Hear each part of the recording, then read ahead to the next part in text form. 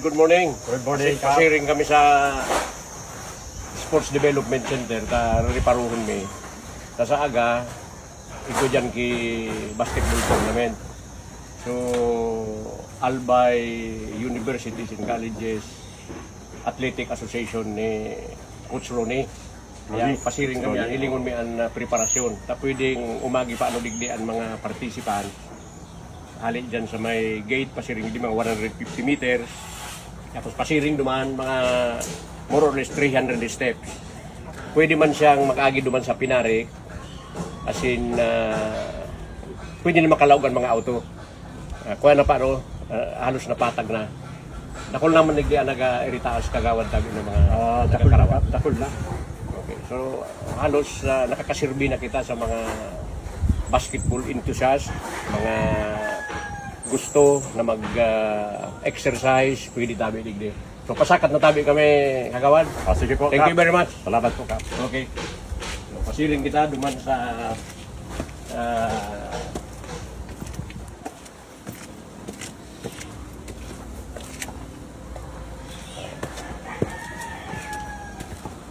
ayan, hindi kita pasiling na tabi ni. So inipig constructa kan 2023 Barangay Fan. Ining access way.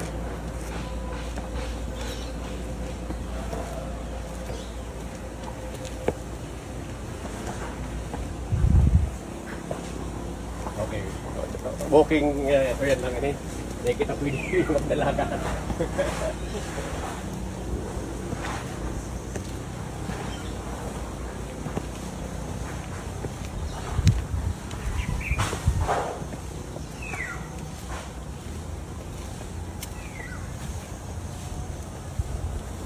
Okay, di kita man mahiling ang mga top stand kan sa tuyang water system pasiring ini sa Purok 5 and Purok 6. So gabos na mga residente na dahil napig-arabot kan serbisyo kan water district tinawan tadigdi nin water connection. So yan po ang pagta.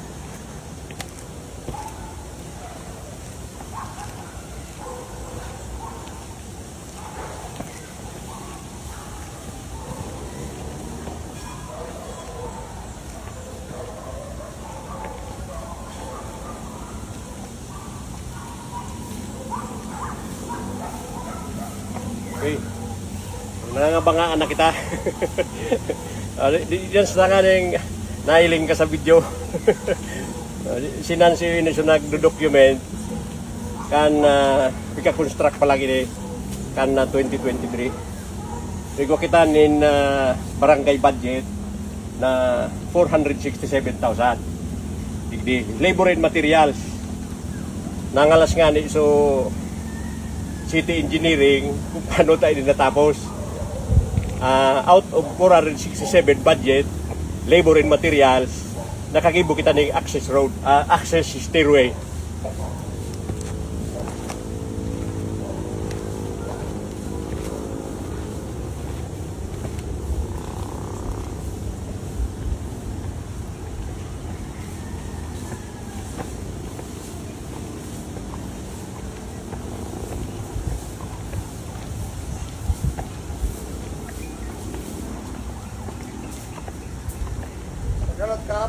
Up.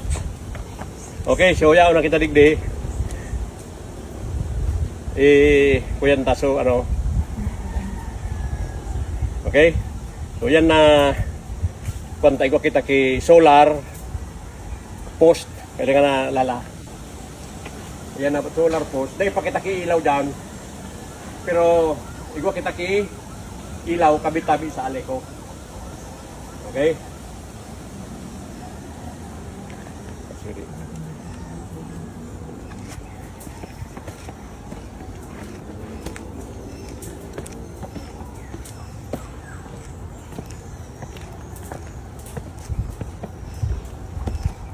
Tuman-muran ng kamera.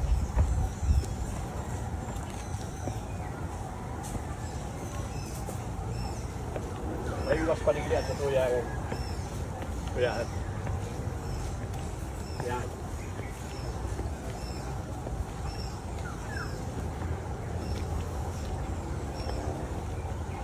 Yan, puro ini property kan barangay na bakal tadi ini. Dua.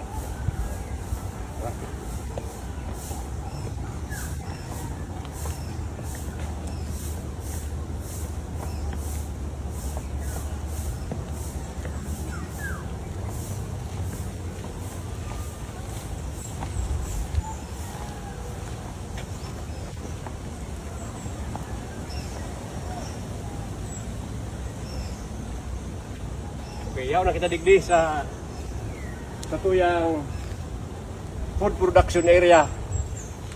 Approaching na kita sa evacuation center, sports development center. Yaw na tabi kita ba.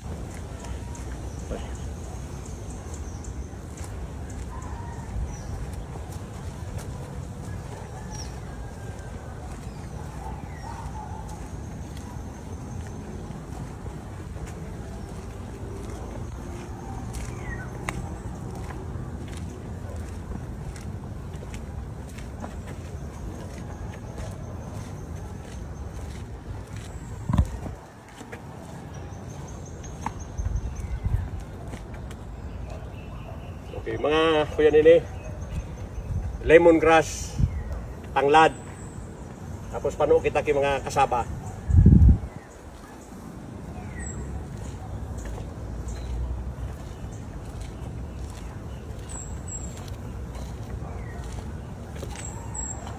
So ining lemongrass oral daw pigigi buko ining kape. Kuya nini, maray ini sa may magpapawa sa sugar, sa sugar.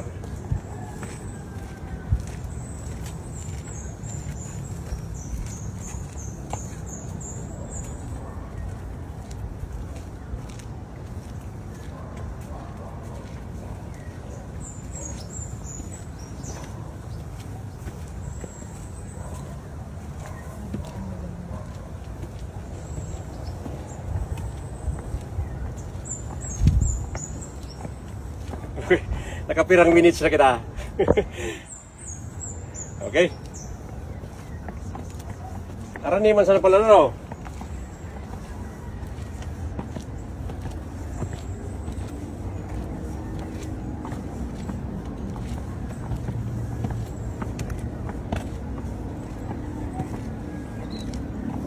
Okay, approaching na tabi kita sa satuyang venue. Yan.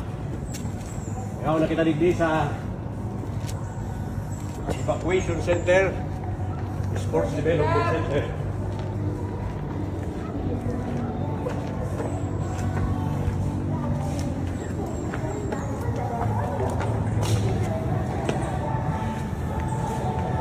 Yan.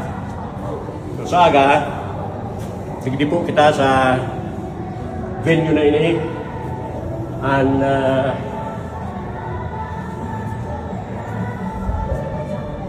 Association of Universities and Colleges, Albay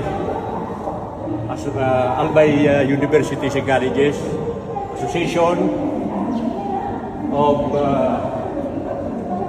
Athletic Association. Ganun na. Okay, so digdi po, gigibuhon sa aga. Venue man po ini kan Mayor's Cup 2026. Siya niya yan na. Mana daw tabi. Okay. Good morning tabi Emily. So live kita sa Barangay Power. So yan linindigan na tabi dito. So palibot ready na kita para sa aga. Yung tabi ka. Ano mga ginibo dito? Sige dan mo po so hagdan tapos nag-vaccinate at digdig kasi. Si Okay. Angel. Ikaw tabi mga tubig na. Ikaw na ganda Okay, mapabulos kita rin tanang kadbag lingawan na sa tuyang tubig sa water system. Kasi rin nga lingon ta, sa water system ta. Yan, hindi kita.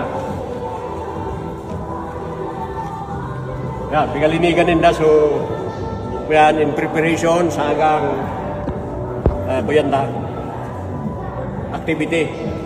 Ano ito na? So, association? Ano po, ang Albay Universities. Albay Universities and Colleges Athletic Association. Yan. By Rooney Ricaport. Okay, salamat sa natabi, Coach Rooney. Dahil napili nindo kasi itong association ang sa tuyang venue di Banyadero Sports Development Center. Multipurpose ini. Bako lang sa mga pakawat.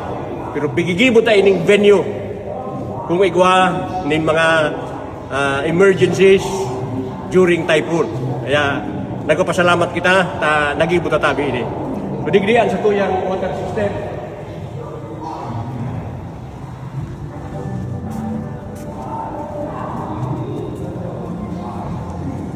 Okay, ini duang nakulaon na tangke. Ay na si Emily. Emily. So dapat mapabulusan ta na sa mga digdi ka tama iling so. Hali dyan, i-open lang nito so connection. Pasiring digdi sa duwang water tank. Ang aning makakan kitubig ta sabi mo di na lang mapano dyan para ready na kita sa activity sa aga kan Albay Universities and Colleges Athletic Association. Okay, so ready na kita pig liligan na ini ka boss. Tanganing convenient yaon an pagtauta kan serbisyo. So mga CR, piraan CR ta dyan. Okay. Kakikap, saro, duwa-tulo, apa, tapos yan, sigwa pa mga. Apat na rooms na ining doang para sa mga lalaki, para sa mga babae, May sa PWD. may sa PWD. Kada saro tabi may shower. Iwa kita dyan siguro mga 15 na CR digdi sa ibong kuyan man mga 10 Yun lang. evacuation center ini. Pag day man ki calamity, piggagamit ang kuyan facility para sa mga tournament. Sabi ta na nga ni digdigibuhon man saro sa mga venue kan 2026 Mayor's Cup talagang aram mo talaga sa mangyayari gini. Kaya gabos tabi yan ikakaagta digdi.